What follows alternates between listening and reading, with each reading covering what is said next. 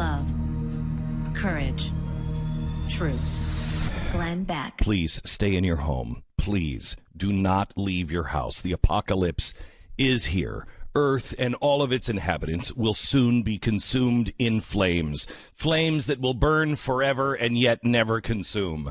Because Obama's net neutrality regulations are dead. Yes, I said it. They are dead. Please do not panic. Now, if you've read anything from the press or if you read anything from the left, that's exactly how they're treating this. They took the news that the FCC voted 3-2 to get rid of net neutrality really, really hard. They are now writing their wills, their last testament. They're writing to everyone that will listen to them their dramatic and misinformed post on stone tablets so they can be buried and found in years to come. The hyperbolic statements from the left about the vote on net neutrality would make you think that the internet has been tortured and killed, that we'll never be able to communicate with each other. Here's the reality. The repeal of these regulations will not affect your life or their life whatsoever. And yet, we're all going to die.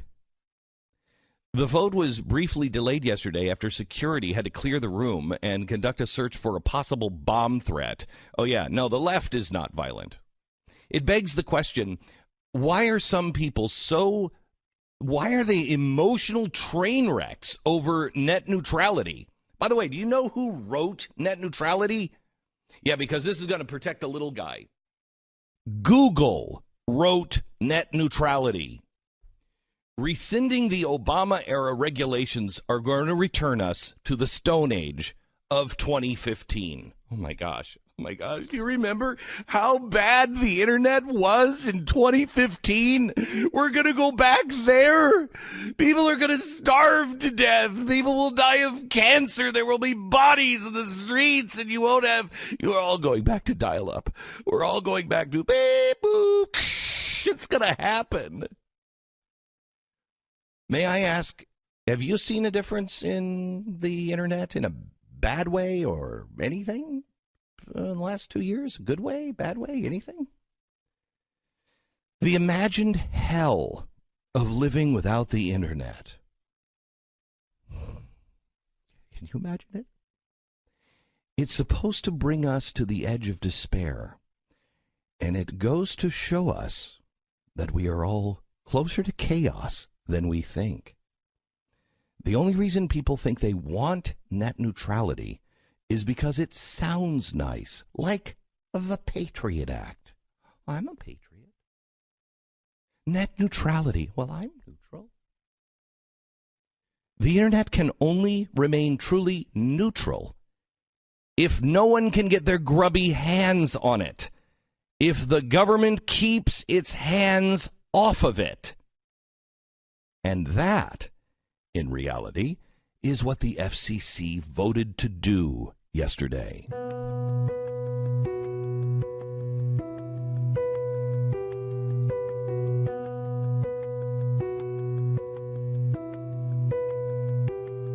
It's Friday, December 15th. You're listening to the Glenn Beck program. I don't know if you can even hear us today. If you could even log on the internet today because of the defeat of net neutrality. I don't know what we're going to do. I mean, the internet was horrible in 2015. Horrible. What had happened between, say, 1994 and 2015 on the internet? Anything positive? No. Nothing ever. It didn't grow. No, it didn't grow. It didn't get any better. And now it's gonna revert back to those old days. I mean, if you're not on, if you have anything other than a dial-up modem today, you're within the wealthiest 1%. Because you're back to 2600 baud. Right. 26. I only have 6400. Well, that's more, isn't it? Oh, is it more? Did you say 2600? Oh, 2600. Yeah. Well, yeah. I'm one of the ones. You are. Yeah, that's you. Yeah. That is. It's funny. There's a big viral tweet that was 162,000 retweets, 208,000 likes. Here's what it says: Twitter $14.99 a month. Snapchat $9.99 a month, YouTube $19.99 a month, Netflix $9.99 per movie, Google Per movie. Google $1.99 per search. If you don't want to pay extra for your favorite sites, you need to be supporting net neutrality. Do you really think that's possible? Well, I mean, no one would do it.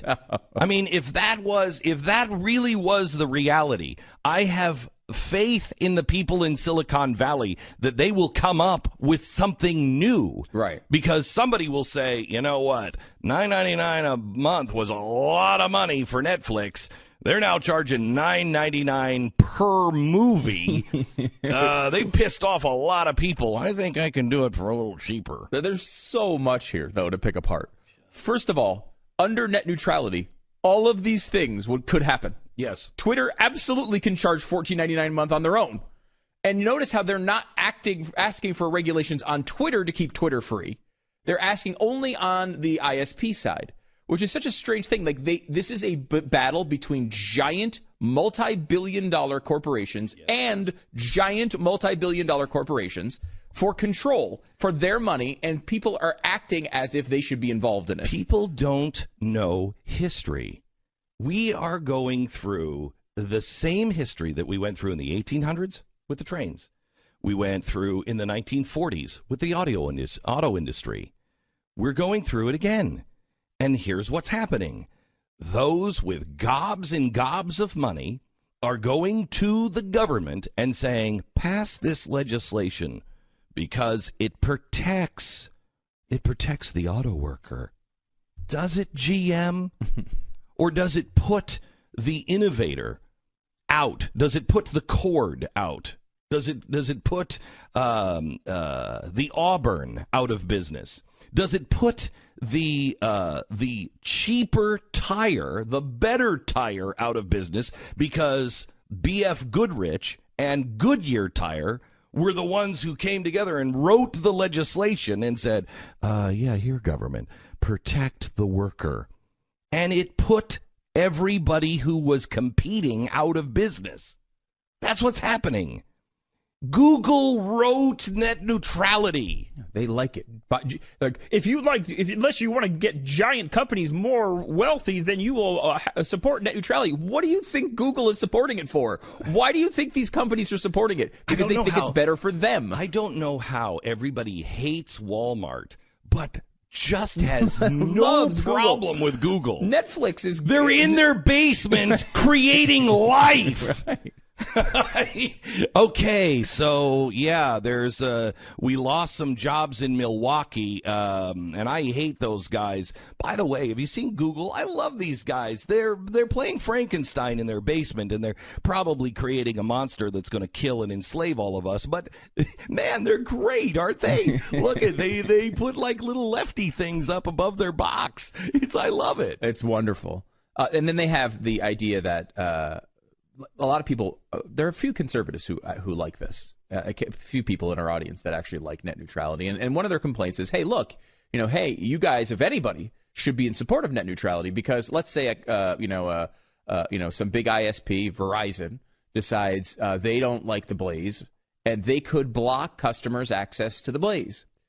How are people getting on the internet? Is it our job? No. Verizon has invested multiple billions of dollars in infrastructure to get you on the internet.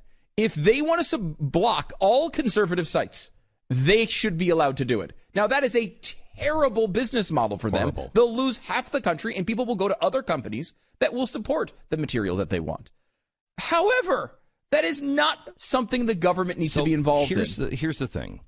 This happened with the phone systems and with electricity. They're getting so big, everybody needs it.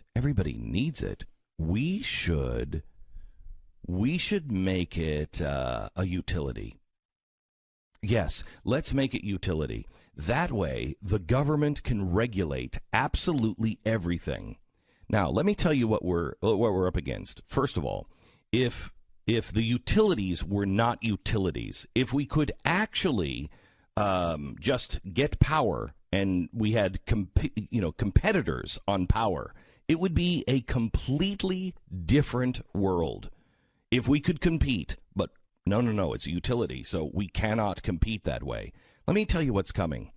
This is the first year that solar power is parity with, I want to say natural gas, but I'm not sure, in price. It's still not reasonable to have everybody go to solar power, but in the next 10 years, it will be. And the people who are most concerned about it are the utilities. And here's what the utilities are warning against. It is going to become so cheap that in probably a 10-year period, that you will start to have a line growing up where people are saying, you know what, I want to do solar panels. And because so many people will disconnect and cut the cord from the utility and be independent, that you won't be able to maintain the utilities for the rest of the country. You won't be able to keep the power lines going. It hits 30% of off-grid, and you can't afford to upkeep on just the telephone poles or the wiring. Mm-hmm. So what are they going to do? Well, you got to regulate it. No. There are times that you have these big crashes because new technology is coming in. You don't protect the horse and buggy. You don't have the government come in and say, that's too important to get rid of these cars. We got to regulate these cars. No. Let the market work. How do we not understand that? Living in this age where the internet has never been regulated. It's completely free. Tell me how horrible the internet is. It has made many people very wealthy. It has made access to entertainment and information unlike the world has ever seen. There has never been a more clear and active real-world experiment in the idea of limited government than the internet. And look how well it has turned out. And listen, what they're saying is the little people won't be represented. Look at Egypt. For the first time, because there is an unregulated internet, everyone has a voice. You know the guy that stood in front of the tank in Tiananmen Square? We don't know who that guy is. They scooped him up. He's gone. We have no idea who he is. If the internet would have been as free and as big as it is right now, everyone would know his name. What are we doing? Government, get the hell away from something that works.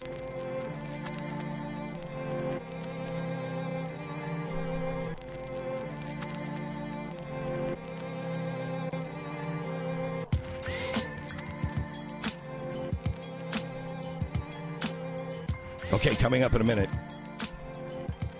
We saw 2 movies last night.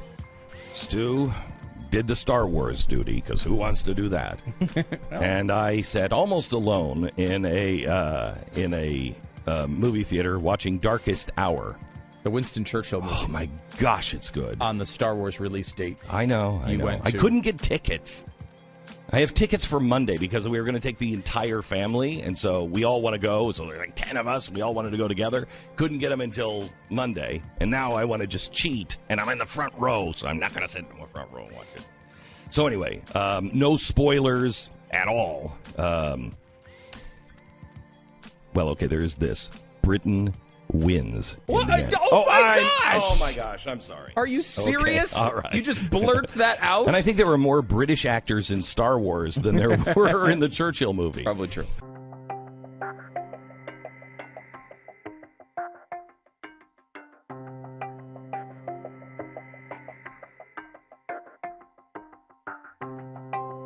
Glenn Beck.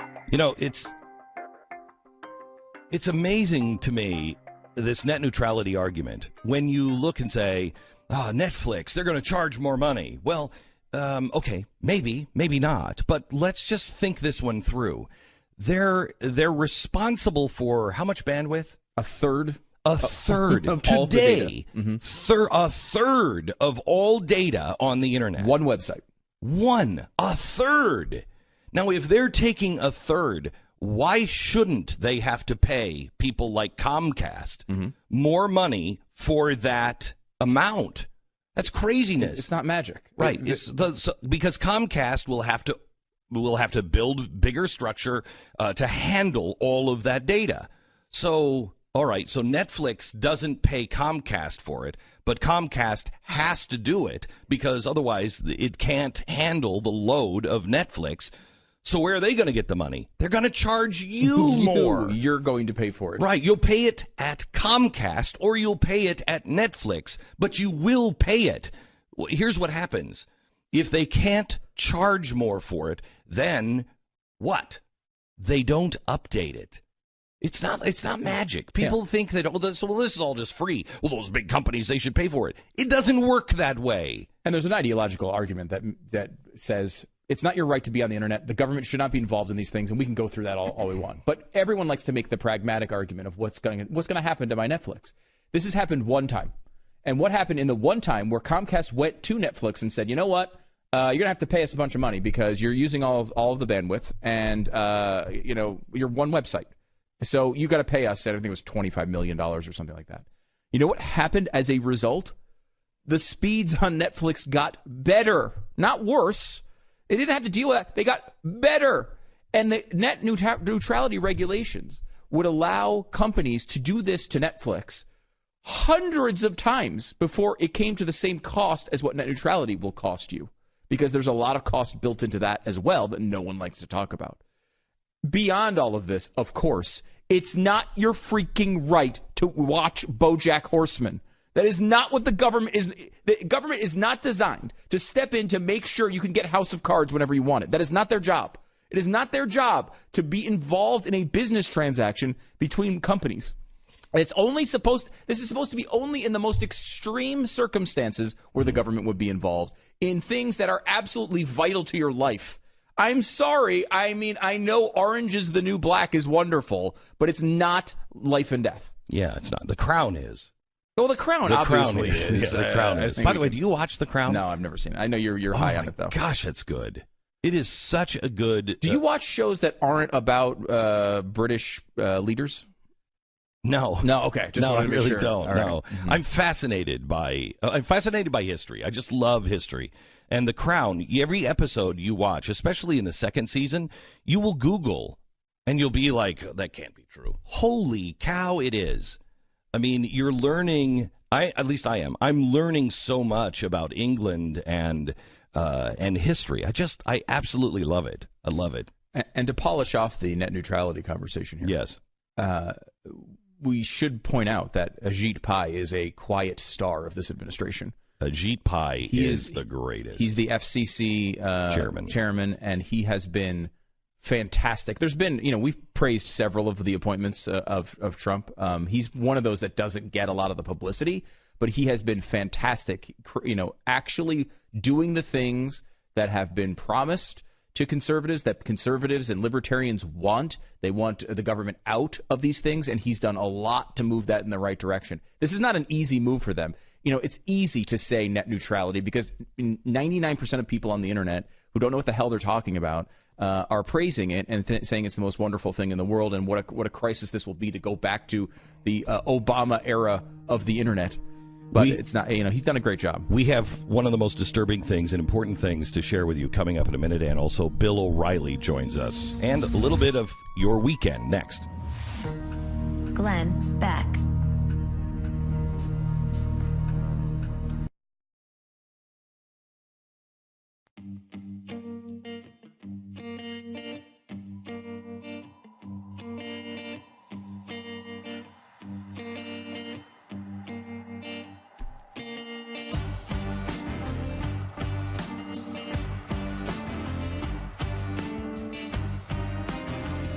This is the Glenn Beck Program.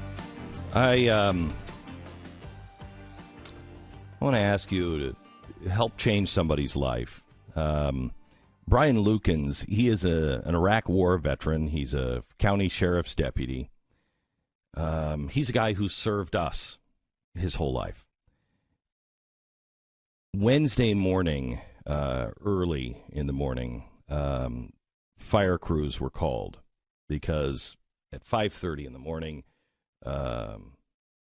house caught fire. It was an electrical fire of an extension cord plugged into a space heater.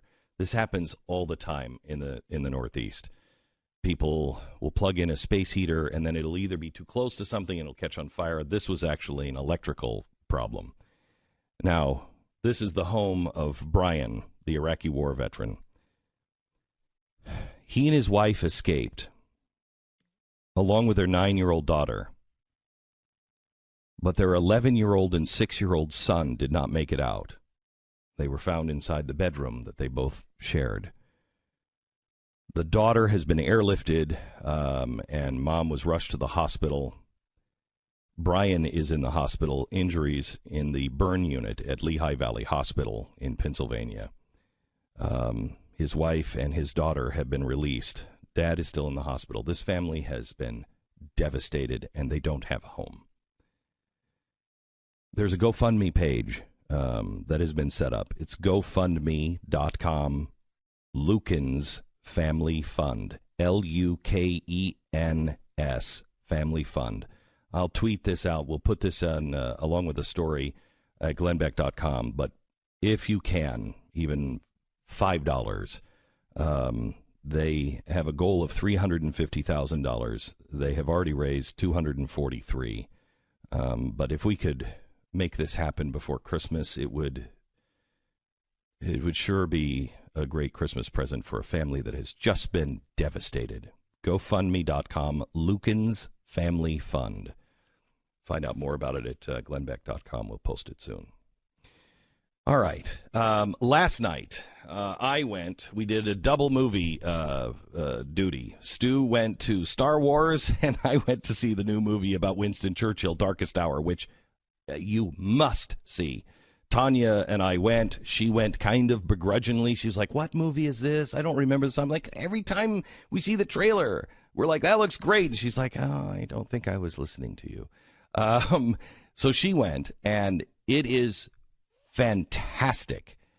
Again, she went with no expectations or anything else, and she's not like the history buff that I am. And she loved it. I loved it. You will fall in love with Churchill. He's already kind of a fan. Yeah, no. I am a huge fan of Churchill. I think Churchill is probably one of the greatest men of the 20th century, if not the greatest man of the 20th century. He saved freedom, and it's his darkest hour, and it is phenomenal. You will love it. I would love to use this segment to make fun of you for going to the Churchill movie when Star Wars is out, but I really want to see it too. Yeah. It looks awesome. It is everything you would hope that it would be. It is awesome. It is a must-see. Must-see. Wow. Okay. So we should start this next segment with a disclaimer, and this is important. First of all, you need to know that Glenn has not seen Star Wars. Therefore, he cannot ruin this movie for you during this segment. And I am insisting that I don't want to know anything about it. I don't want to know. If you loved it, don't tell me, oh, it's the greatest movie, because then my expectations will be too high. Don't tell me anything that is, surprising or shocking. And don't even tell me I've seen these online and it's going to wreck the movie for me. Gosh, I was shocked when I saw, well, I'm not going to tell you, but I was shocked. I don't want to know that. You got to stay off the internet, really, right now, if you want to see this movie and not have it ruined. Right. What I really just want to know is it better than the first three?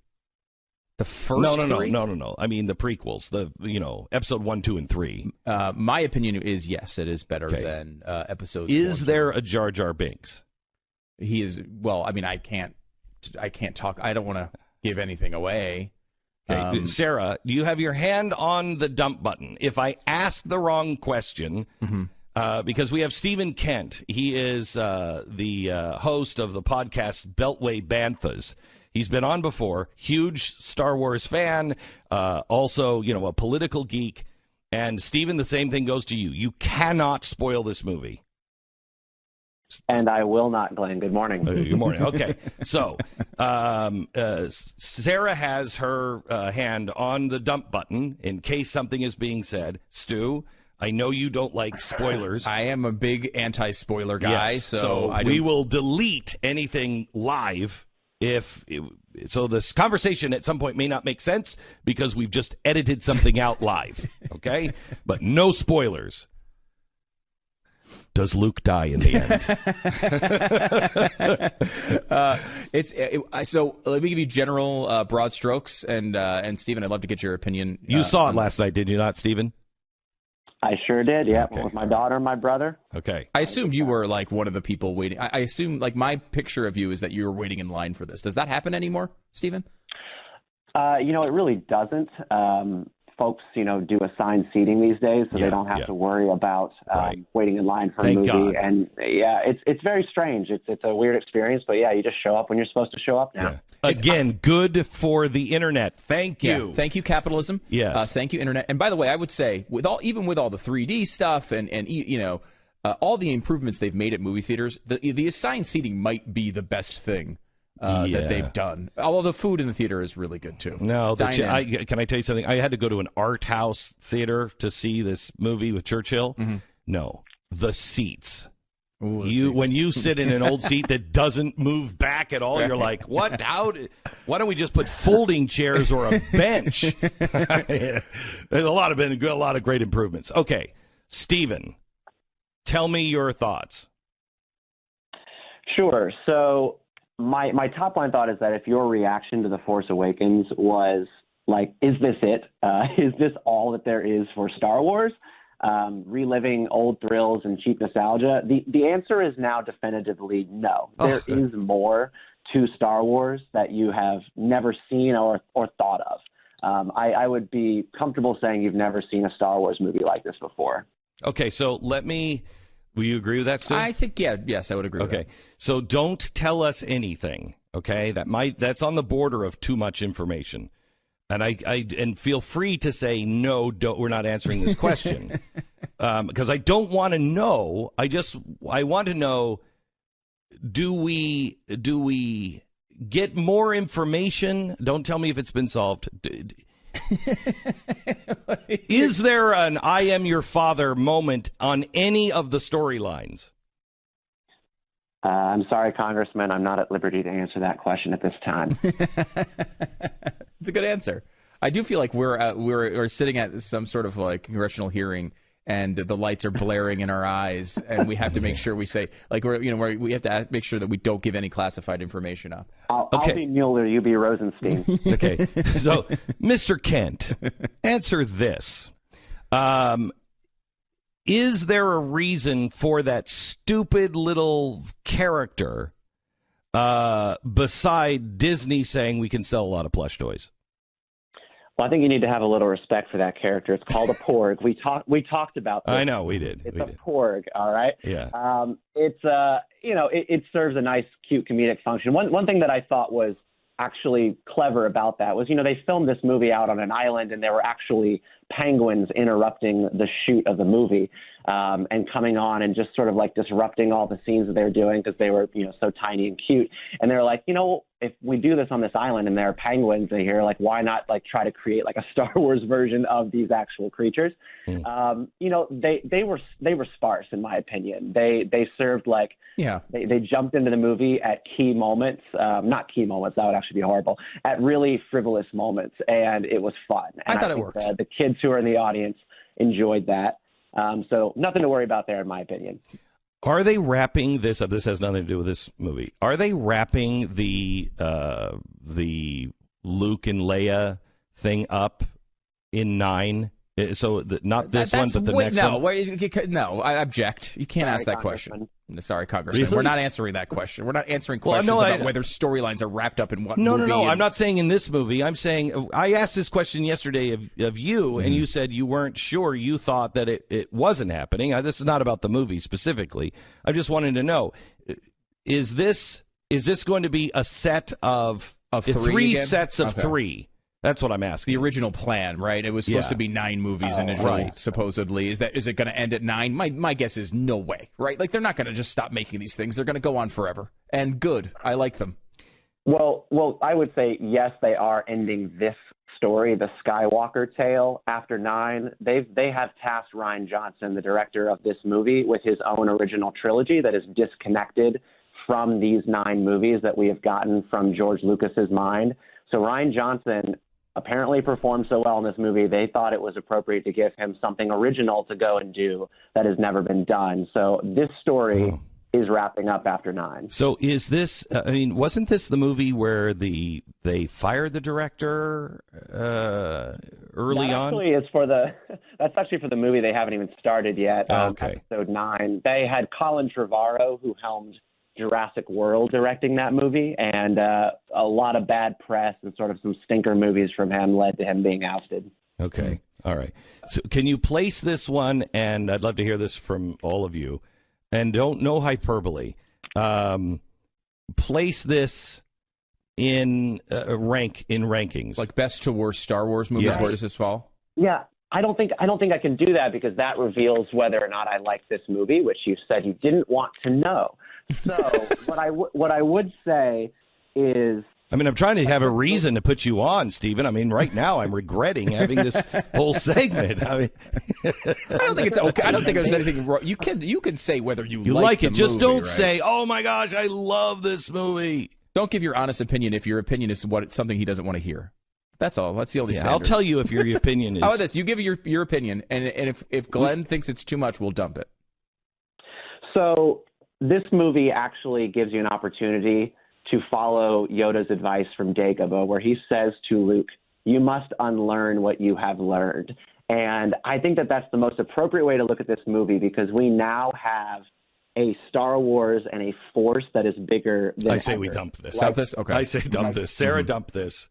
So if you've lost, you should not have. You shouldn't have said that. You shouldn't have said that. I mean, I understand. But where it's he's good, going. and I didn't understand it, but I don't want to even think about that. Right. I would say, here's my generic. I don't think it's the best Star Wars of all time. I don't think it's the worst Star Wars of all time. I put it in the middle.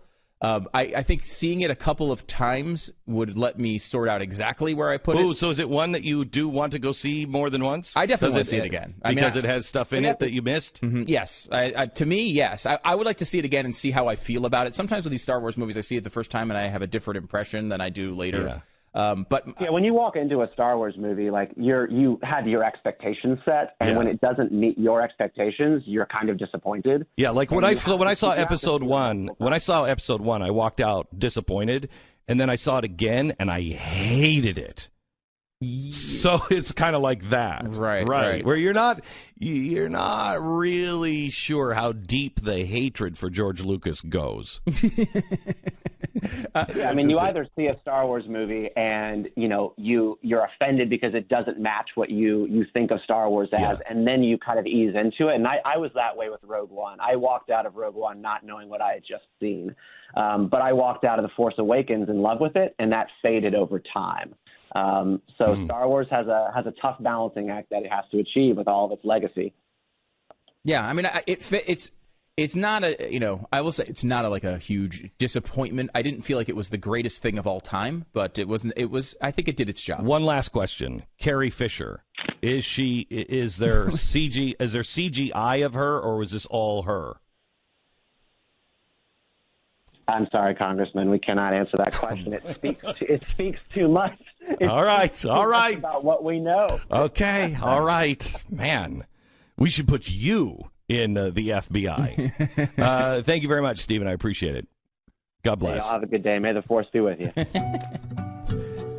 That was the weirdest movie review of all time. But I think it was good. I think it's the only kind of movie review I want. Yeah. I feel like the most dangerous place in the world is when you're showing up to see Star Wars and everyone else is walking out, because everyone else is talking about what they just saw. Yeah, you have to plug your ears and go in. La, la, la, la. Stephen Kent, you can get him at beltwaybanthas.com. What he does is he does a podcast about how Star Wars and politics intertwine. In real world Washington D.C. politics with Star Wars, it's a really cool thing that he does, and he knows he's a total Star Wars geek. He knows everything about it, so it's kind of interesting.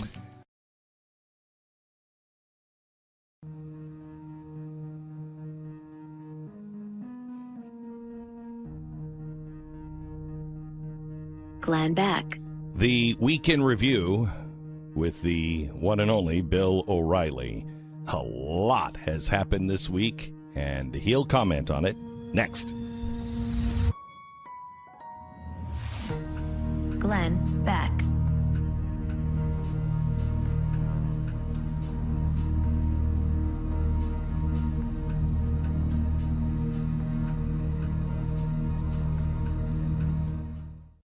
Glenn Beck.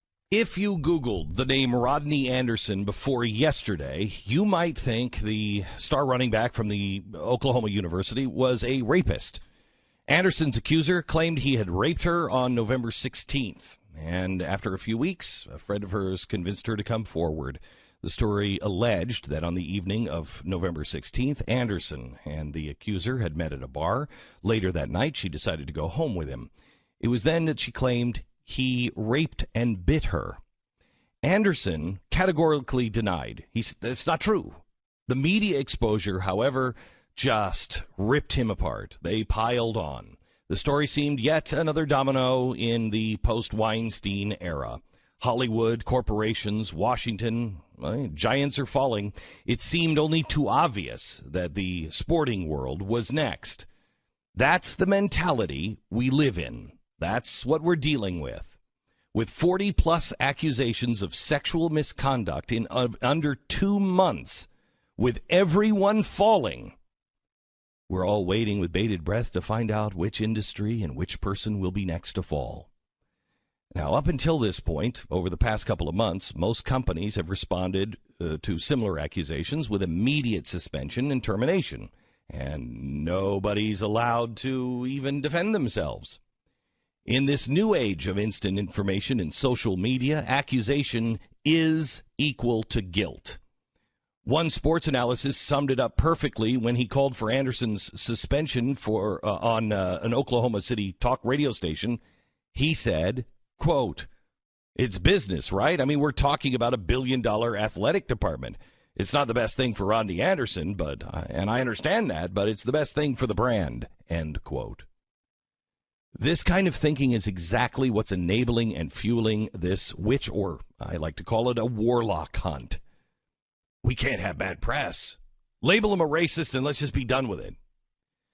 Well, Anderson's story was already trending all over the country. Taglines included the words Anderson, star running back, and rape. Can you imagine what would have happened if the University of Oklahoma prematurely suspended him for rape? He would have been finished. But we've seen it handled that way literally dozens of times over the last 2 months.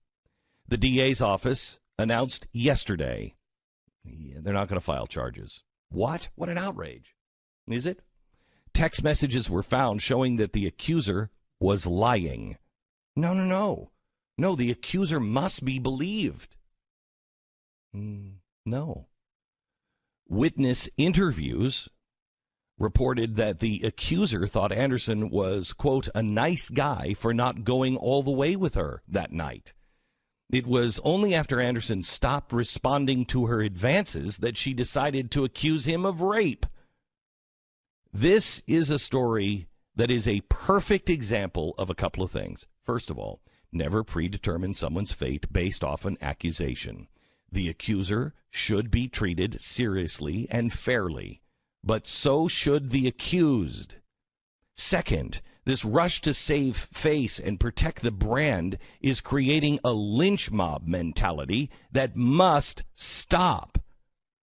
The University of Oklahoma, congratulations, you handled this the right way. Maybe you're a trailblazer that the rest of the country can follow.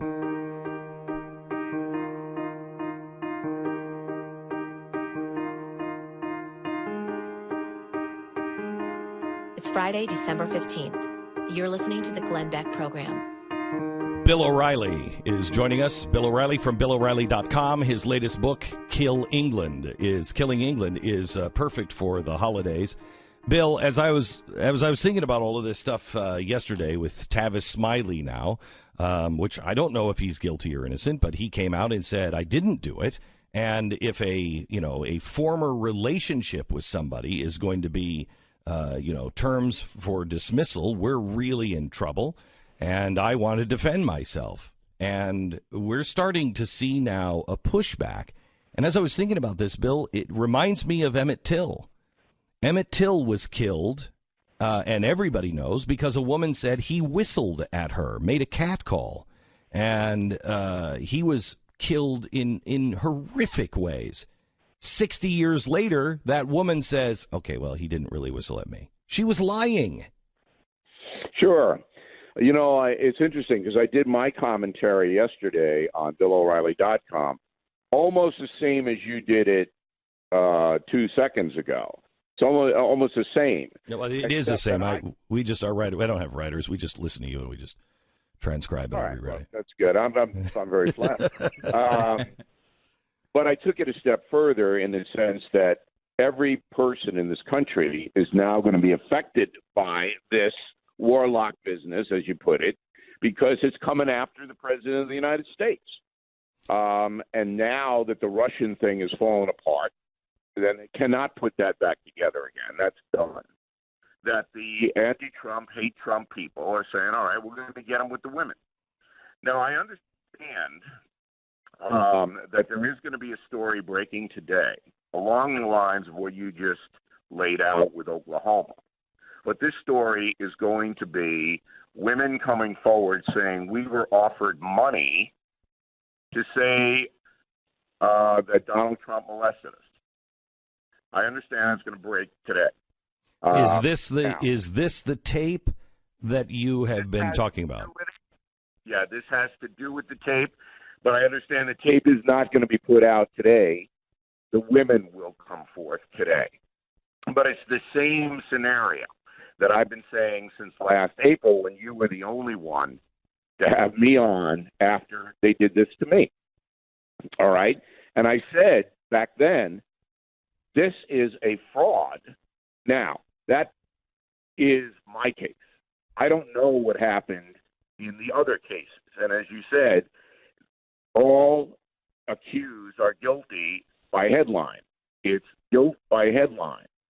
And Americans have got to turn against that, or we're going to lose the entire country, because this is not going to stop. You know, consensual, whatever it may be, is lumped in with the most horrendous crimes. And it's not going to stop because the lawyers know that they can now make these accusations, ruin people's lives, get money, lots of money, just for the accusations, and this is running wild. And if people don't understand how serious this is, when it goes to the President of the United States, again, I do not know what Donald Trump did or did not do, all right? But there are women who are going to say they were offered significant money, all right, in one case $200,000, to say that Trump did something. Okay, first of all, I don't know whether you're using like a 1960s phone. I feel like I'm calling the past and Ted Kennedy or Jack Kennedy because it's fading in and out on me. Yeah, I'm in Nevada, and extraterrestrials have surrounded me. Yeah, I have a feeling that's true. Is there a landline? Can you go to an old-fashioned landline anywhere there, Bill? Yeah, let me see. On the break. Okay, on the break, redial up. Okay, so let me first give you credit. You said, I think 2 weeks ago, that the sex thing would be the angle for 2018 on 2018 on the president, and you're exactly right. That is exactly what they're doing. However, the problem with the president is, He's doing what Roy Moore did. He's changing his story. Okay, I said that on the bus, and it was horrible, and it was locker room talk.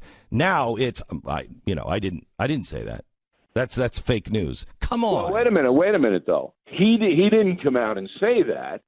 That was a report. That was a report. So it wasn't like Trump held a press conference and said that. He didn't.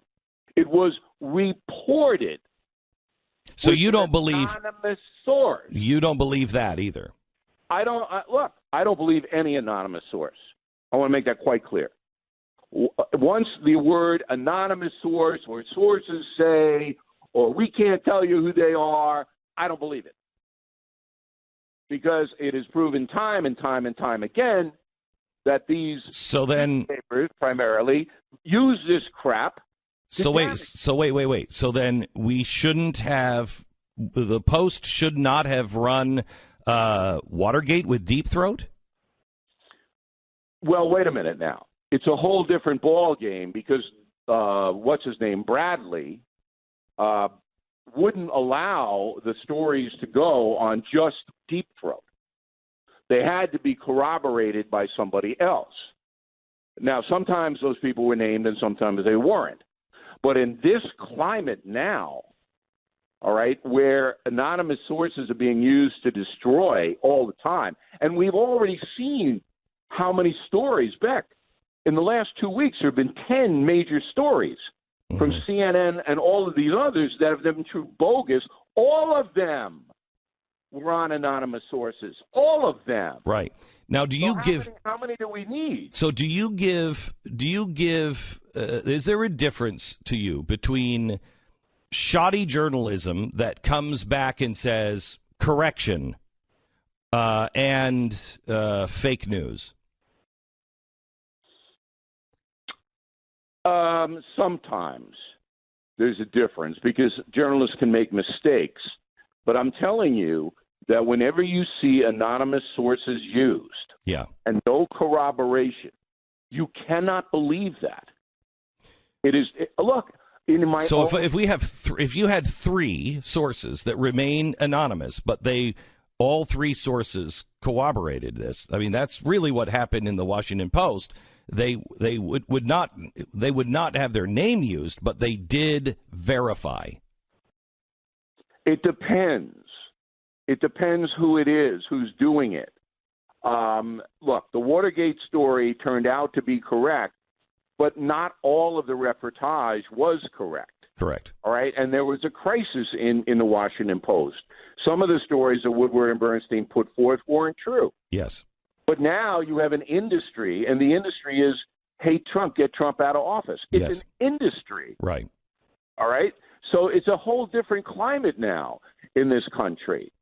And I know, I mean, look, every time I see a story coming out of CNN or the New York Times, I know that the purpose of that story is to injure Trump or anybody who supports Trump.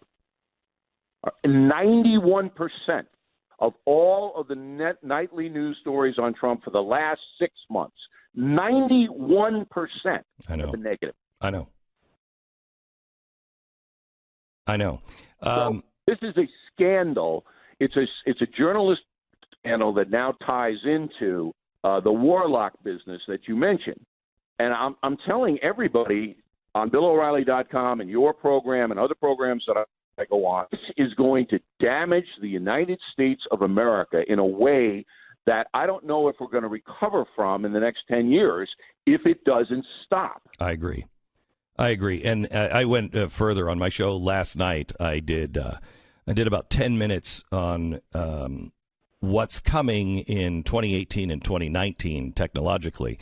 And if we don't solve this problem now and start rooting ourselves in a rule of law and fairness and a chance to defend yourself, it's chaos. It's absolute chaos coming soon. Wait do you see next year's midterms? Where do you see what happens?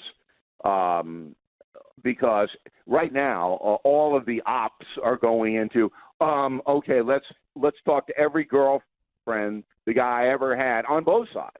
Yeah. And find out if he ever acted untoward. It doesn't matter whether it was 40 years ago. It doesn't matter.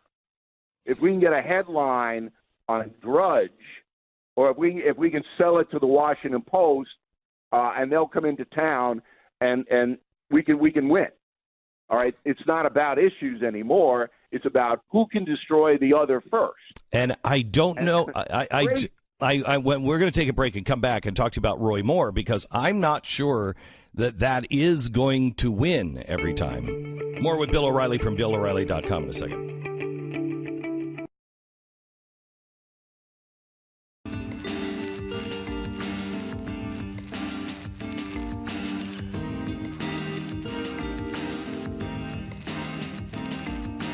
Glenn Beck. Welcome back to the program from BillO'Reilly.com and the author of Killing England, a great Christmas gift. It's Mr. Bill O'Reilly. Bill. Yo. I don't think that I think we learned a lot from Roy Moore's, self-destruction this week, which continues, by the way. He still hasn't conceded. Tell me what you learned from the Roy Moore thing. Bad candidates usually lose. That's what I learned. Okay, good. You have to be a really That's bad it? candidate to Even lose. at 50 Beck, you know me. He was not a good candidate. He did not defend himself to the level where people were believing him. He was saying crazy stuff. I think this is actually a really good sign. I think the left just expected the right just to rally behind him, and quite honestly, I did too, because I thought the candidate against him was so bad that he was bad.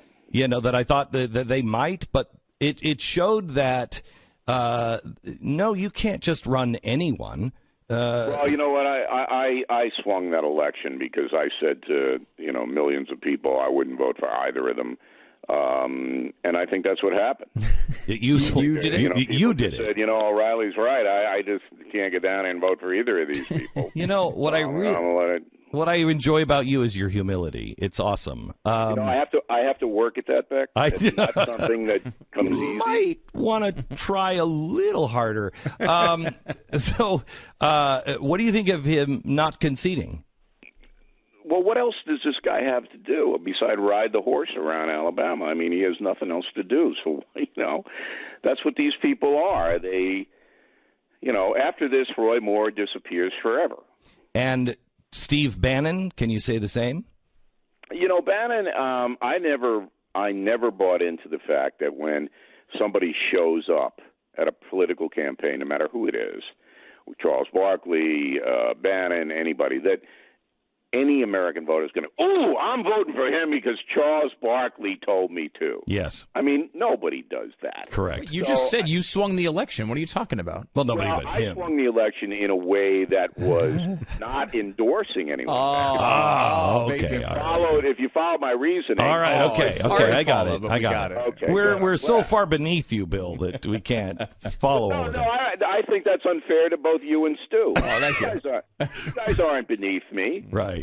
You're not. I mean, you keep up pretty well. Thank you for that, Your Royal Highness. You're welcome. It's Christmas. All right. So has the idea of Trumpism been discredited? And I mean it this way. What works for Donald Trump doesn't work for other people. I mean, it's not an ideology. It is a guy. Sure, but he's got to change. In the next segment, maybe we can get into that because I know you're up against a break. And by the way, I need you to give me to do me a favor and think about this when we come back. I need to order breakfast soon, and I don't know what to have. Can you guys make some suggestions? I'm 3 hours behind you in Nevada here, so I need some suggestions. We'll do a web poll on that one, Bill. Hang on, I just got a tweet in. Somebody said arsenic. How cruel. Yeah. The first thing we hear when your program goes on the air is love. Yeah. So remind that listener, please. All right. When we come back, I want to talk to you about what you said about Russia a few minutes ago, that you thought that was over. Also, tax reform. What the heck is Marco Rubio doing? And also, maybe we'll get a little into Star Wars and Churchill. Coming up. I hope so. Glenn Beck.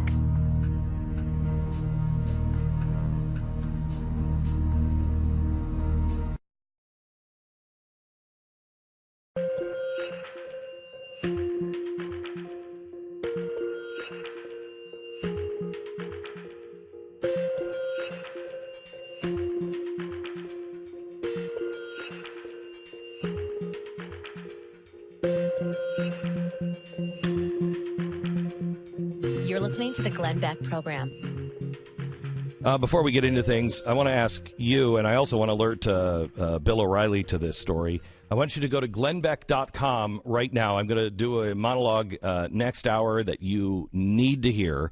It is based on a video that you will find on the front page of glennbeck.com. It is from Sweden, and it is the most disturbing video I think I have seen because it takes us right back to the 1930s.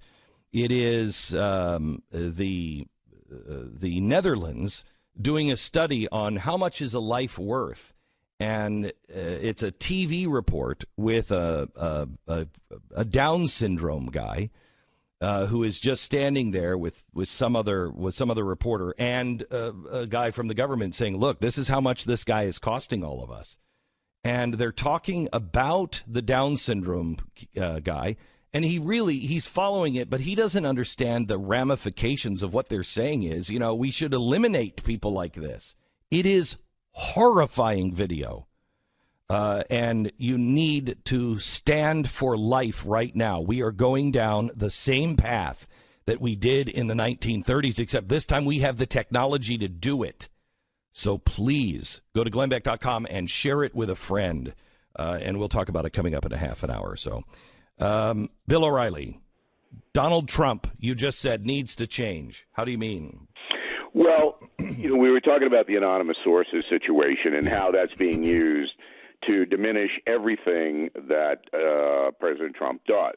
And by the way, a guy like Brian Ross, who I've known for years, who got suspended at ABC for doing a report that wasn't true based on anonymous sources, Ross has the right, once the source misleads him, to tell the world who the source was. And he should.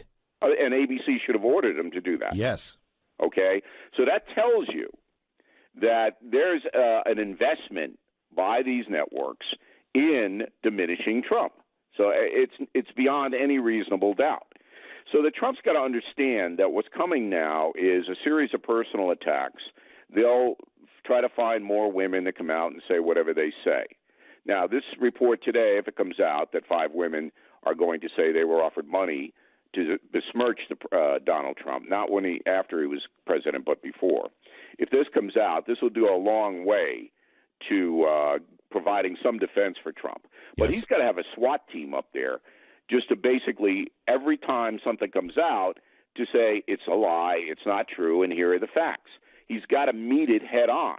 And if he doesn't, the snowball's already rolling down, and, the strategy's already out, and Schumer and Pelosi are going to just ram it down and hope that he can't survive, and that's what's going to happen. Let me go to this. He also has to be based in reality. And I know you don't think there's anything with the Russia thing. I think there is with the FBI. I think there's something with Russia with Trump's people, and I think there was with the Clintons. Where it is, how much it is, how damning it is, but there's been an infiltration campaign going on by Putin, and they don't care. They're doing it to all of us, all of America, and all of the politicians that have power. And there's a new report out that shows that Donald Trump will not recognize this campaign of disinformation or influence operations because he's taking it that it's personal and that didn't win the election, and he's not paying attention. That's dangerous, Bill. Okay, but that's two different things. I know it is, but he doesn't. I agree that Putin will do everything he can to undermine the United States. All right, and anybody that know that is a fool. That's Donald Trump. No, Putin. Putin will. Well, okay. Yeah, Donald Trump will not recognize that. Separate it right now, because we don't know. We're not talking to Trump. We don't know. If I could interview him, I would find out. But all right, so you start with Putin is trying to undermine the country. Okay, we all know that. All right, now is Trump refusing to look at data that would prove that? If that's true, and again, we have anonymous source reporting here, that's bad, all right, if that's true. But if it's collusion with his campaign and he already is on the record saying there wasn't any and I didn't do anything. He doesn't want to hear that over his grapefruit every morning over and over, and I understand that. So there's two different things in play here. I agree, and I've been trying to separate them, and the American people are having a hard time separating them because we're all playing politics. Right. And, of course, the FBI and the press are not separating them because they're playing politics. But it is vital to America that we separate them. Yes. This is going on, and somebody must address it, and the only one who can is the president. Well, look, I mean, you've got to basically have some confidence in the national security apparatus and General Kelly as the chief of staff that they're not fools, and Mattis in the Defense Department, that they know Russia's an adversary. I mean, these are pretty smart, good men. So I'm not in a hopeless situation. I think they know what's happening, but they just have to articulate it a little bit better. Okay. Let me switch to tax. It looked like yesterday that it was all going to go through and we were going to have this for Christmas. And now Rubio is coming out and saying, no, I won't vote for this. All right. You know, Rubio wants to run and challenge Trump in 2020. All right. So that's number one. Everybody should know that the senator from Florida is thinking about mounting a primary challenge. So, number two, Rubio wants to get out that he is protecting the families. He wants a higher deduction for child care. So this puts him on the side of all the families. Number three, I believe that Rubio will compromise and vote for the bill. Yeah, if he's the guy holding it up, it's not going to sit well with people. I mean, and he doesn't want to kill his chances. No. By killing, and that would. So no. I think it's politics as usual. Any comment on the Disney-Fox situation? It's all about content. It's all about Disney wanting to rule the world and, bringing in a number of things that give them programs that they can stream for money. And on the other side, they just wanted the money. Yeah. And they got it. Disney is going to come up with its own kind of Netflix scenario. Yeah, Hulu. Yeah. Like the Hulu hoop. Yes. Remember the Hulu hoop? Yes. I think we have pictures of Beck in the Hulu hoop. I think there are pictures No, I that don't exist. believe there are. No. And last question for you. Churchill, the movie Darkest Hour, I saw it last night. Tremendous. Tremendous, Bill. You will love it. It's an absolute must-see. Gary Oldman he deserves an Oscar. I will never watch him accept it, but he deserves it. He brings Churchill absolutely to life. Mm-hmm. It is so well done. It is so well researched. I mean, it nails it. It taught me stuff, and I've read a lot about Churchill. It taught me stuff I didn't know about Churchill. And brings World War II and what they were really facing when he was just in office for like 10 days.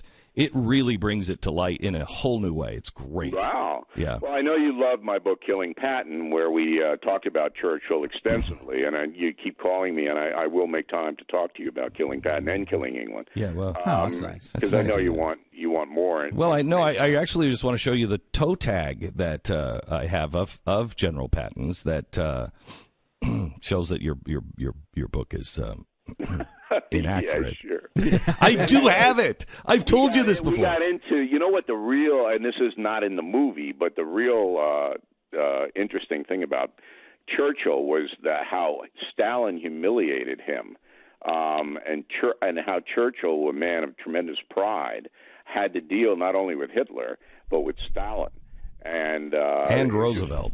And Roosevelt, but Roosevelt wasn't in business to humiliate Churchill. No. The other two were. Yeah.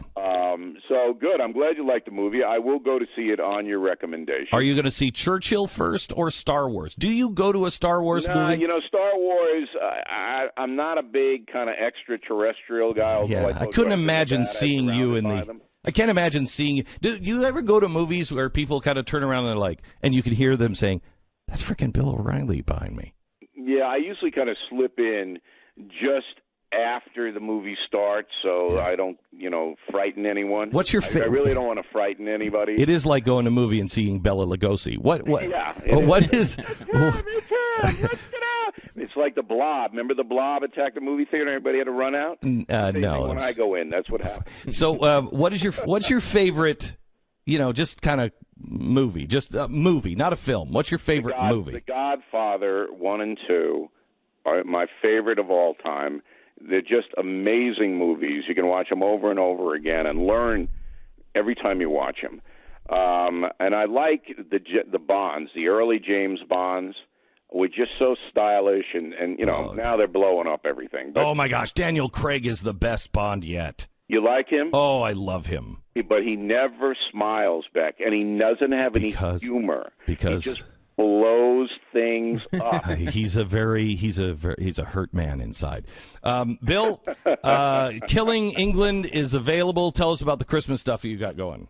Okay, if you go to BillO'Reilly.com, and we'd like you to do that for my essay of yesterday about Donald Trump and how he's going to be attacked and what he has to do about it. If you go in there and you buy 3 premium membership gift certificates, you get 4 free O'Reilly books, any 4 you want. All right, so that's 7 gifts, Beck, that you can spread out all over the place for a very reasonable price. And we have the We Say Merry Christmas floor mats, which are flying out of here because everybody wants to say Merry Christmas, sends a nice message. So we got lots of good stuff on BillO'Reilly.com, and I appreciate you letting me promote it. It's very kind of you to do that. Thank you very much, Bill. I think we're going to try to have you on Tuesday of next week. I don't know if our producers have talked to you about that, but we'd like to have you on. Yes, they have, and I'm delighted, as they say, in Monaco, France. Right. All right. Well, it will be quite a bash on Tuesday. Thank you, Bill. Bill O'Reilly. All right, guys. Thanks for having me in. Bye.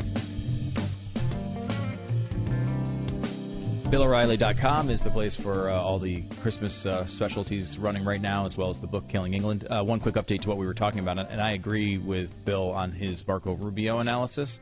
The issue he was worried about was $1,100 per child was the tax credit. They're just coming out now. It looks like it's been increased to $1,400 per child, which is about a 27% increase. Will that be enough to win Rubio over? We don't know, but that is believed to be the intent as to why that's gone up. We don't know what else has changed in the bill yet, but they are going to chase that vote, and I cannot believe that Rubio is going to be the one who stands up and stops it. He will not be John McCain on this. McCain will stop it. The other issue is McCain and Cochran are both in the hospital, so whether they can actually vote is a whole other situation. That's going to be problematic for multiple reasons outside of the tax bill.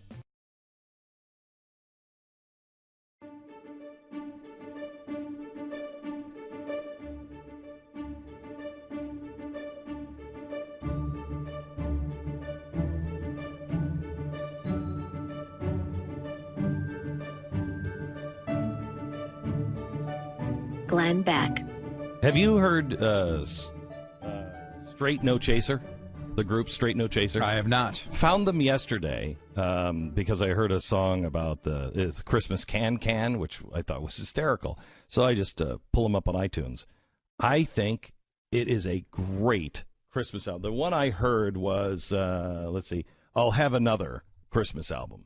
It doesn't have the Christmas Can on it, but it's all a cappella, kind of pentatonics kind of thing. Mm-hmm. But all guys, really, really good. If you're looking for a new Christmas. And at least what you were playing in the break, kind of jokey? Like no, some of it. The Can was jokey, and the mean one, Mr. Grinch, is. But kind of making fun of the holiday songs and such. But not all of it. But not all of it. No. There's like one on each album like that. But I just thought they were great. We also want to remind you, if you are trying to get into the Christmas spirit with your family, join my family. We are reading The Immortal Nicholas, and you can either get a copy of it or just listen along. We're getting some rave reviews on it, and some people were like, I thought this was all going to be produced like a TV show. No, it's me and my son, sometimes in the bedroom, reading like we always do. We just brought you into the house, and we're just reading, and it's the reviews are. I thought it was going to be produced, and I really strangely like this because it's just like we're hanging out together. That's what it is. Every night we're up to chapter 5. You can binge on them if you are if you're a subscriber to TheBlaze TV. You just go and find them for I think it's under Glenn's Story Time or something, and join us every night. It happens every night at 7:00, and we're going to be reading until Christmas Eve, and invite you and your family to join us for The Immortal Nicholas. Glenn Beck.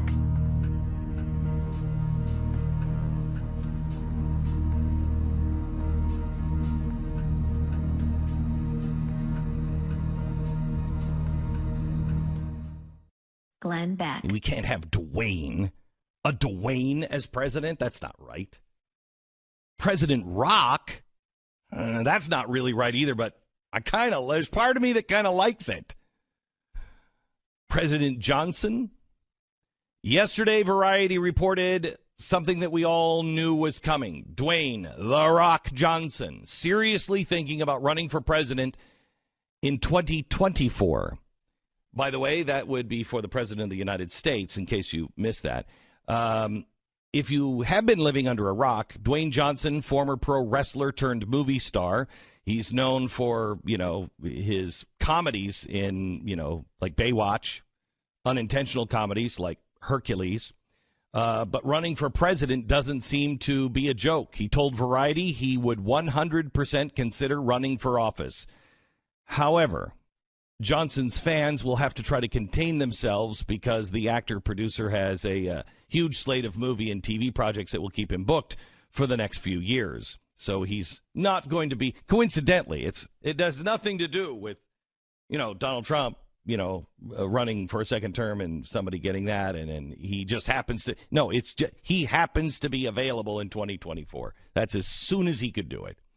Donald Trump ushered in a new era of celebrities that now think, he could be president. I could be president. But this seems to be more than just celebrity talk from a guy whose, wrestler was named the Rock.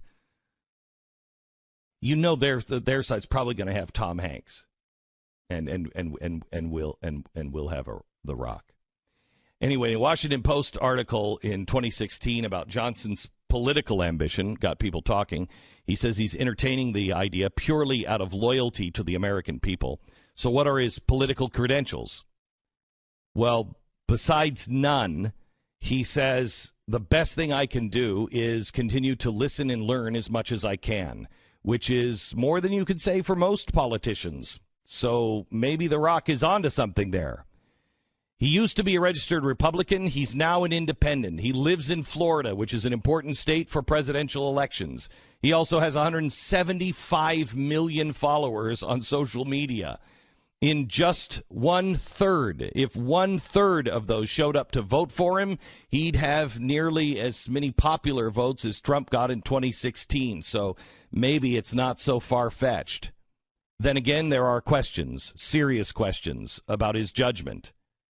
May I just say 2 words, tooth fairy. Judgment? By the way, fun fact, if Dwayne Johnson is elected president in 2024, he would be the 3rd Johnson to occupy the White House, but he also would be the very first Rock.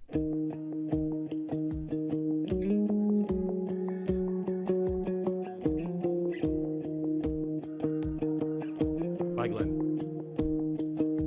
It's Friday, December 15th. You're listening to the Glenn Beck Program. I posted something at glennbeck.com that I seriously, unless you're driving, I want you to stop everything you're doing and go to glennbeck.com right now and watch. Then I want you to tweet it or Facebook it and ask everyone you know to do the same.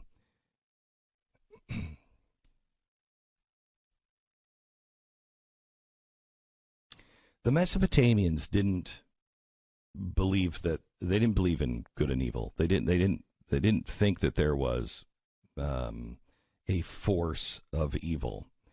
And there's a lot of Americans that don't believe that there is a force of evil. I happen to. But the Mesopotamians believed their concept of good and evil was health and illness. And that you wanted to stay away from things because you could catch that illness, you could catch that evil, and you would be in a state of decay. We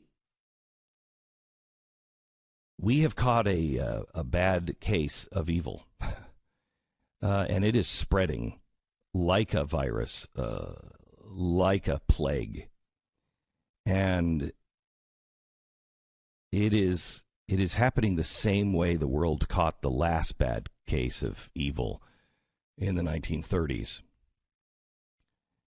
I want you to go, this is so important, please, especially if you have anyone in your family who is handicapped at all.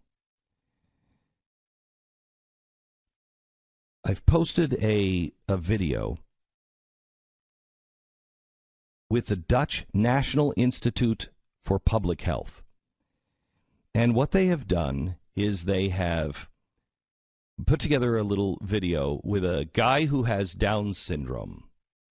Now, right now, we are talking about early testing to abort every child with Down syndrome. In Iceland, Reykjavik is the first place on earth to have a 0 birth rate of Down syndrome. And it's all because of abortions. They do early testing, and then they abort any child with Down syndrome. I do not wish anyone to be born with a deformity or born with Down syndrome. However, if you have ever spent any time around anyone with Down syndrome, I'm telling you right now, and excuse the expression, but it is appropriate. If you have been around people with Down syndrome, you will recognize quickly you are retarded, not them. They have their spirit and their joy and what they bring to humanity is beyond anything that any of us will ever bring to humanity. So there is this push now to eradicate. And the Dutch National Institute for Public Health, in this video, they have one of their scholars, their number crunchers, and they have another gentleman, like a reporter, who is standing there with a man with Down syndrome. And he is listening to this, but I don't believe he fully understands what is happening here. He is seeing that he costs a lot of money, that it costs the National Institute of Health, it costs the average taxpayer a lot to keep him going. And he realizes, wow, I'm pretty special. I'm expensive. That's not the case they're making. They're making the case that people like him should be eliminated. Stu, can you translate a little bit, read the, I'm going to play this video, and just read the back and forth on the screen. Go ahead and roll this video, please. 40,000 euro per year, approximately, per downer. They're calling them downers. Yes, per person. So they cost us, as a society, 48,000 euros per year. And the Down person says, wow, that's a considerable amount, but is it high compared to normal persons? Well, you can calculate that by taking the big number, $90 billion. Euros, and divide this amount by the number of citizens in the Netherlands. And there are approximately 17 million, and that will give you approximately an amount of 5,000 euros per year per person. So you could say that the Down syndrome person is 10 times as expensive than we are. Those expenses are indeed 10 times as high. Are you a valuable man? And he said, yes, I had not expected that. The Down syndrome person in the video says, yes, I had not expected that. So they're sitting there telling him he's way too expensive to support. And he's smiling back. This is... God, that is... I mean, it is revolting.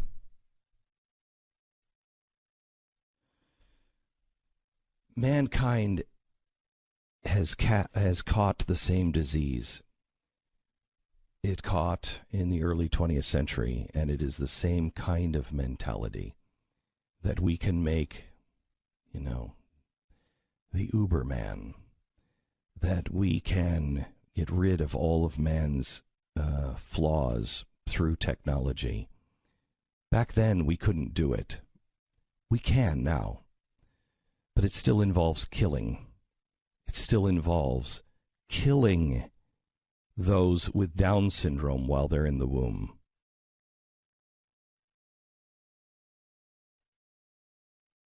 How do you put a price tag on a human being? How do you not see the value?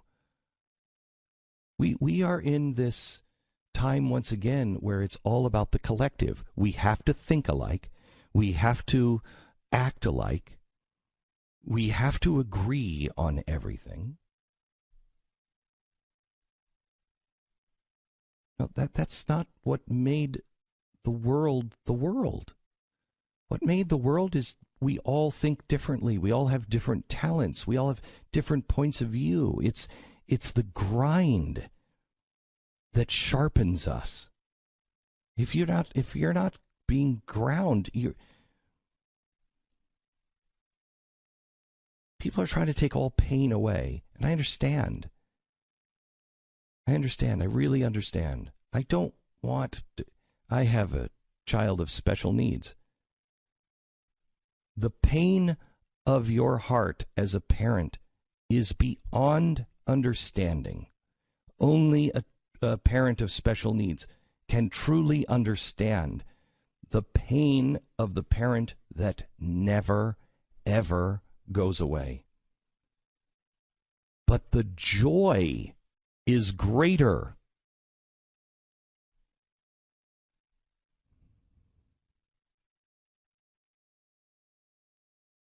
We've been down this road before.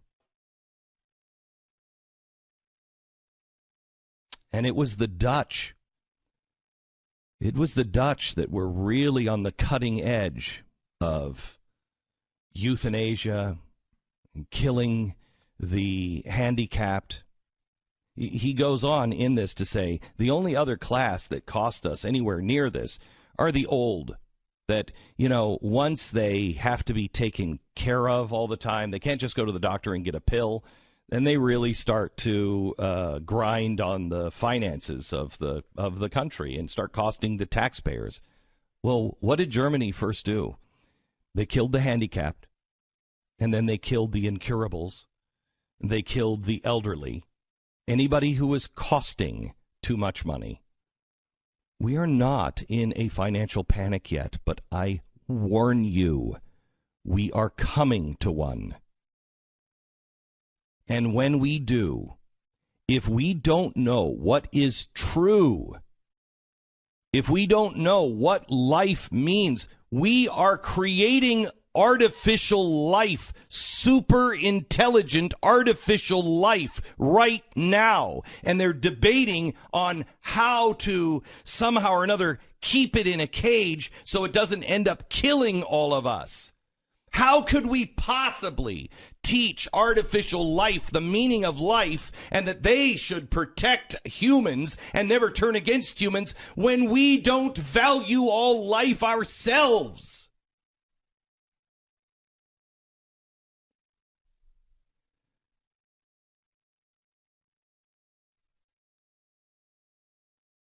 Oh, that I had the voice of an angel.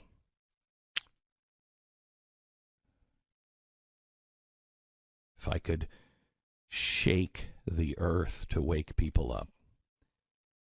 But it doesn't work that way.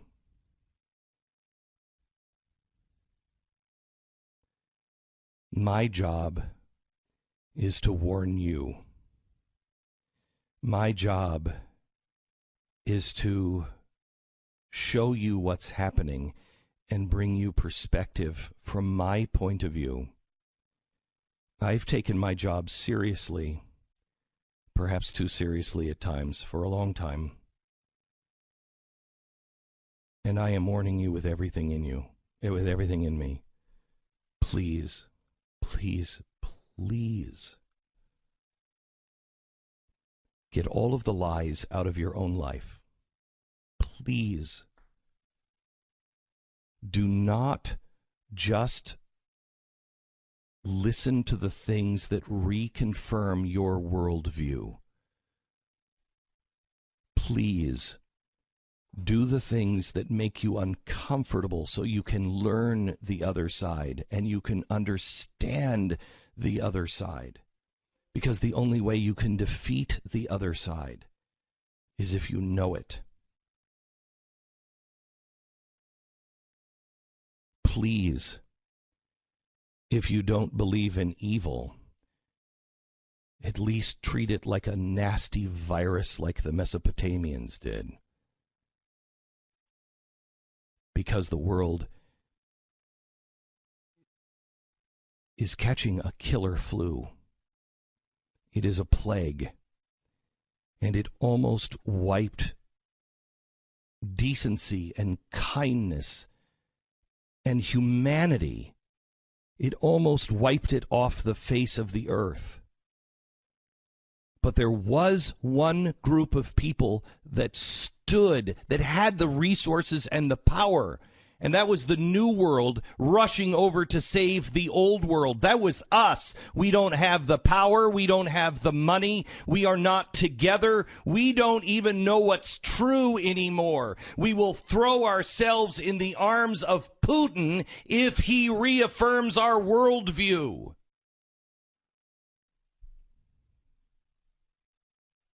Please go to glennbeck.com today and watch this video and share it with as many people as you can. Find ways to make this go viral. Please wake people up to the road on which we are currently traveling.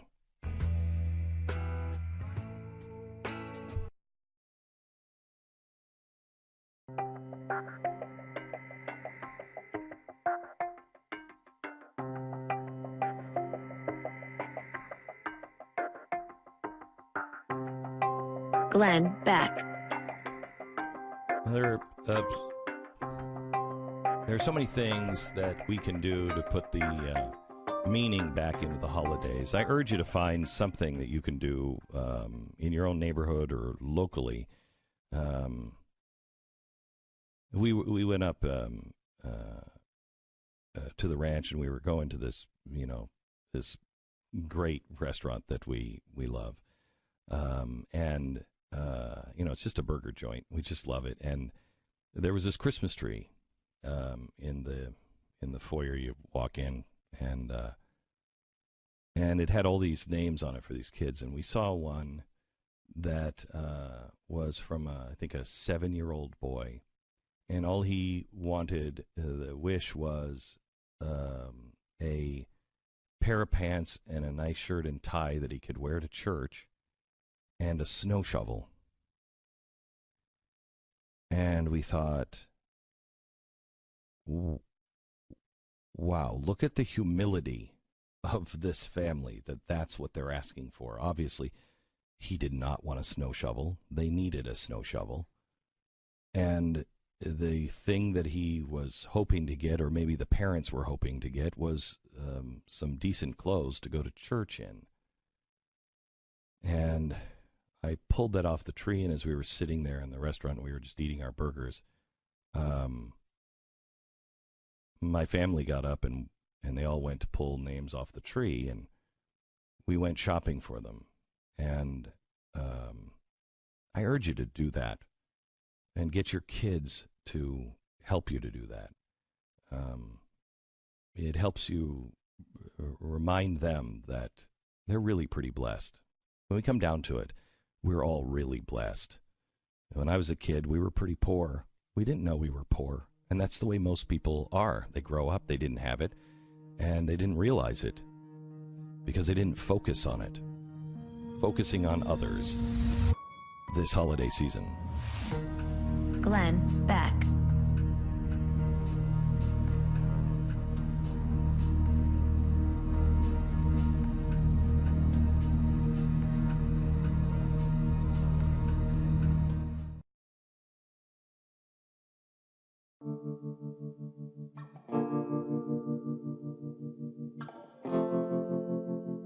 This is the Glenn Beck Program.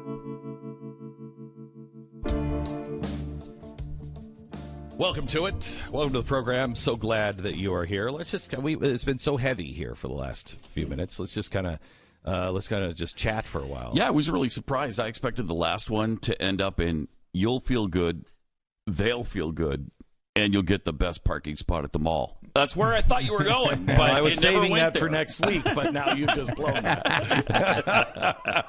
That's a tradition. That's a traditional, yeah, but we're not going to go there. Anyway. All right. So I went to Plano, Texas yesterday.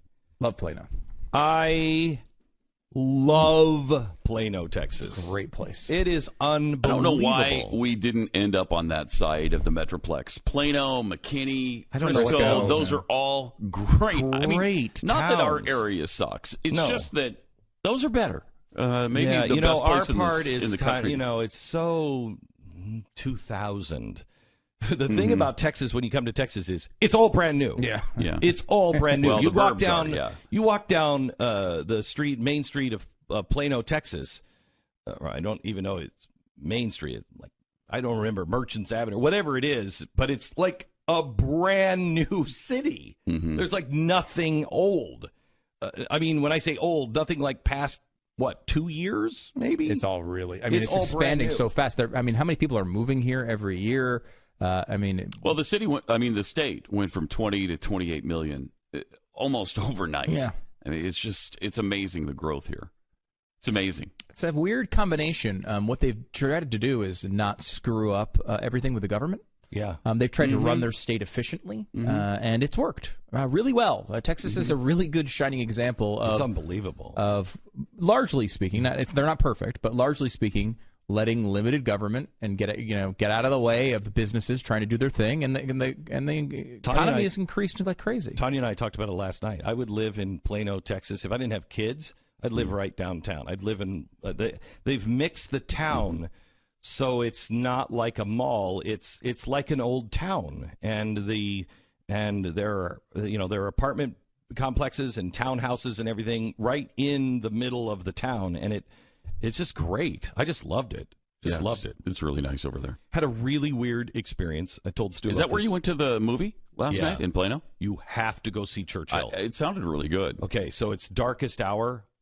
Pat, you are. Is that the one with Gary Oldman? Yes, I love him. And anyway. he brings Oscar. He's great. He brings Churchill to life. You will. He's funny, powerful. You learn stuff about Churchill you didn't know. You see, it's not only Britain's darkest hour. It's called Darkest Hour. Not only Britain's darkest hour, but his darkest hour. And you just did. I didn't know. I did not know about his darkest hour. And you've studied quite a bit about him. Yeah, I love Churchill, and it is so good. It's a must see. You know, Tanya, she's not going to Churchill movies on her own. She's not picking that. So she was like all the way there. What? Okay, so this is about Churchill, and what? It's didn't we just see the Normandy thing? Like, okay, and she was normal person, normal person. She left, and we talked all the way home, 35-minute drive about Churchill. No, that's great. Yeah, I mean, she was like, that's great. I didn't know this about him. What was true, what wasn't. It's fantastic. I'll tell you another great movie we just saw last week is The Man Who Invented Christmas. It's a story about how Charles Dickens wrote A Christmas Carol. Tremendous. Really? Yeah. I've never even heard of it. Mostly true, and some of it they. Where do you find it? It's on Netflix or something? No, it's at theaters. Really? Yeah. Mm-hmm. Yeah, it's not at the good ones though. It's like the old style with the regular chairs and no food. Right. That's what I went to last night. I had to go to see this Churchill movie. I had to go to an art house, but it was a brand new art house. It was awful. Yeah, I never go anymore, except I really wanted to see this movie. So same with me. I would have slummed not it in one of those old theaters. Yeah, I went to this place, and it was so weird because it wasn't a chain, and the people were so nasty. Oh, really? Oh, my gosh. The people, they practically throw the food. Like we ordered, it said... That's not good. It was the film center and eatery. And so we thought, okay, we were starving. We're like, okay, we'll just eat at the theater. So we go up, and it's like, we said, do you have food? And they're like, yeah, right here. And they're pointing to the candy counter. And we're like, no, I thought you could have like real food. Oh yeah, it's over there. And so we went over there and we ordered sandwiches, and the guy said, "Okay, chicken pesto sandwich and a grilled cheese sandwich, please." And the guy looked at him and went, "Why me? Why do I have to make it?" You got to be kidding. No, and I'm like, okay, this is not going to be good. No. I think I would have withdrawn my order. Yeah. Was it a delicious sandwich? Oh, it was awful. It was awful. Strangely tasted like spit. Probably with good reason. Yeah. Now, you saw Star Wars last night? Saw Star Wars last night. Did you love it, or no just spoilers? like We're not using any hyperbole. Glad is All right. Mr. Spoiler here is a no, concern. on Tuesday I'm going to spoil it because I'm going to see it Monday. Did you like it? I did like it. I would not put it as my favorite. He actually gave a good review off air. Give the same review off air. I would say, to me, it's better than his prequels. It's not as good as the original three. It's not to me. Not even Return of the Jedi, which you didn't really like. Yeah, no, I wouldn't put it there. My initial that's disappointing. But this is good this is because good. it's lowering It's lowering your expectations expectations a little bit. I want to go in going, yes. Like, I'll give you a couple. Again, this is no spoilers. I heard there were amazing surprises. It was an interesting movie. It furthered the story. I generally liked it.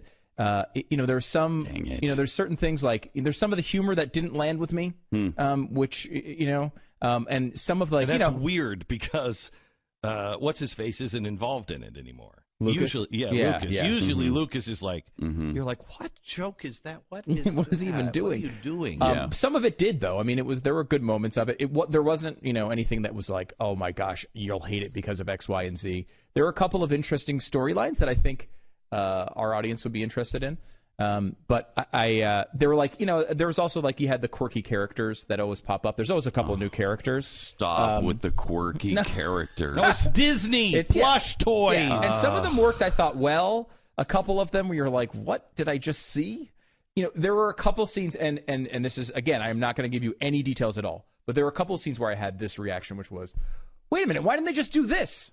Wait, why would this happen? Wait, you had those moments where like this doesn't make any sense. Like why wouldn't X, Y, or Z just have happened there? Better at the end because they explain why they didn't do that or not? Not in all cases. Oh boy.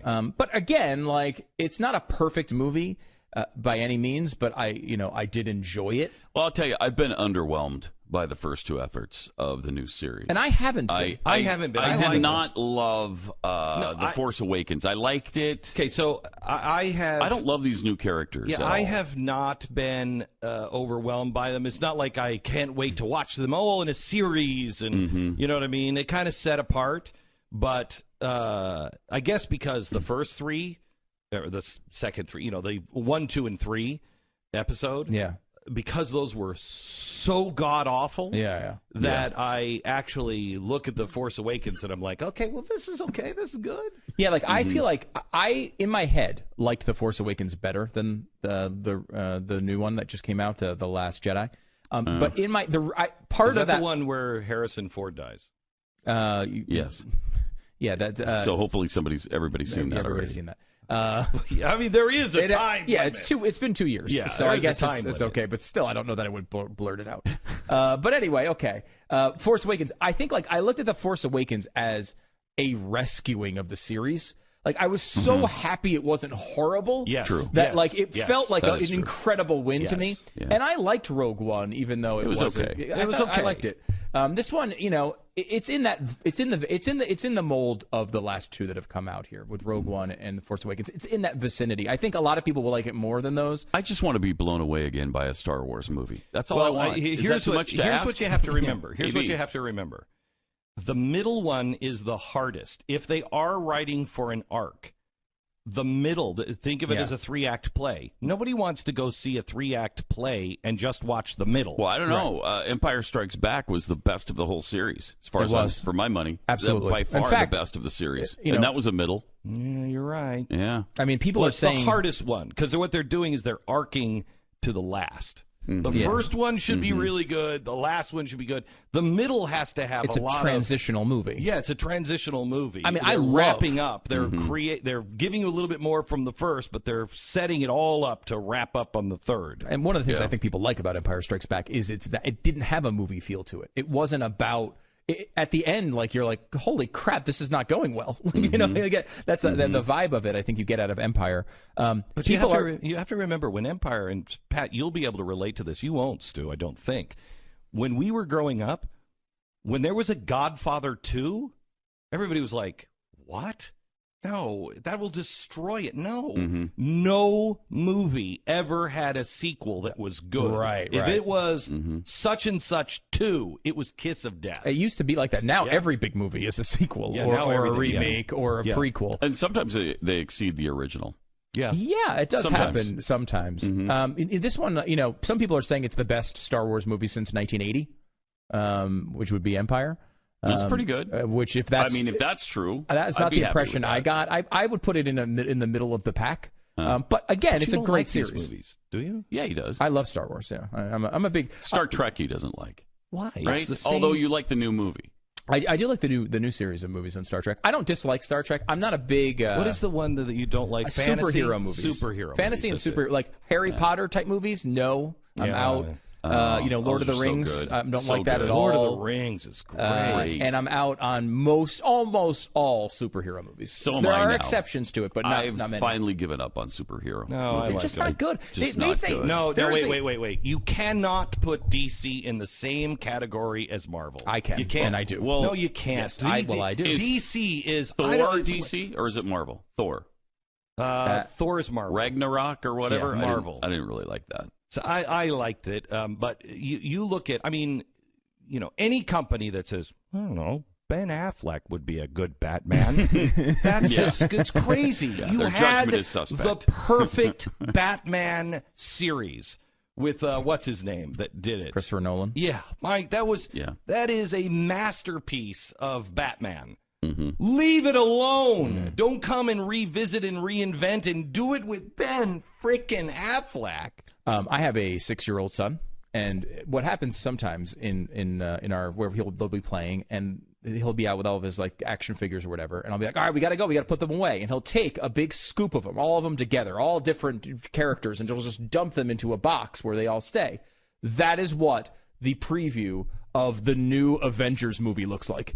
They just took all the action figures they could find and threw them on the screen. There's like 700 action figures on the screen, all blowing things up and making sarcastic jokes at each other. It looks so I don't like it. Stupid to me. I don't like it. I liked it when they were separate. You know, I liked it when they were separate and we were learning the storylines. It's like, you watch The Flash, Pat? No. Okay. Flash is great. Rafe and I watch it every week. And The Flash is great, except when they bring the Arrow and Supergirl and they bring them all together, and it's like, okay, we're not watching it. I don't care what they're doing together. Yeah, I don't care. I watched the Arrow until everybody on that show became a superhero. Literally, everyone evolved into a superhero. It's like, okay, The I'm Flash out. is kind of getting there too. Really? It's getting there. I watched The Arrow until everyone developed a case of syphilis. Because there's that too. I mean, wow. My gosh, everybody was okay. All right. Can you do something superhero-like? I think it's one of those things where you have that original premise, and the premise sort of runs for a while, and then you have to do exciting things to change it. Like someone pointed out that show Last Man on Earth, and you watched that, right, Glenn? Yeah. Last Man on Earth. It's like now Last Man on Earth plus all the other people on Earth. Because it's just like he's interacting with more people than I do in my real life. I really liked the first season. The first season. Because you were raving about that for a while. I loved that. I made it about 3 seasons in. Oh. I think it's up to 5, but the first season is just, the first episode is epically funny. Epic. Yeah, just say, got a best audio clips of the year. Today? And of all time today.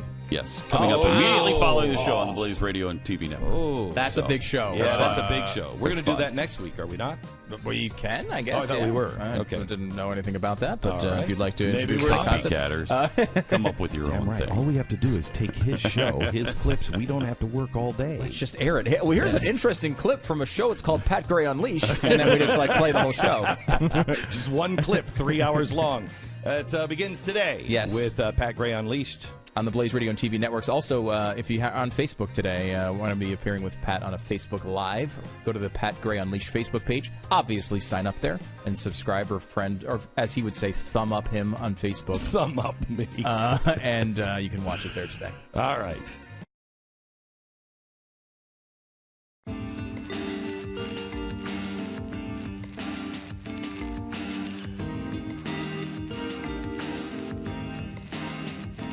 Glenn Beck.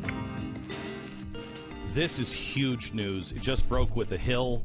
It's what Bill O'Reilly was talking about today. You need to read it. I just tweeted it out at Glenn Beck. It's from The Hill. It's an exclusive. Big deal. Lisa Bloom was paying off people that would say bad things about Donald Trump. She's also the one who got Bill O'Reilly fired. Huge news.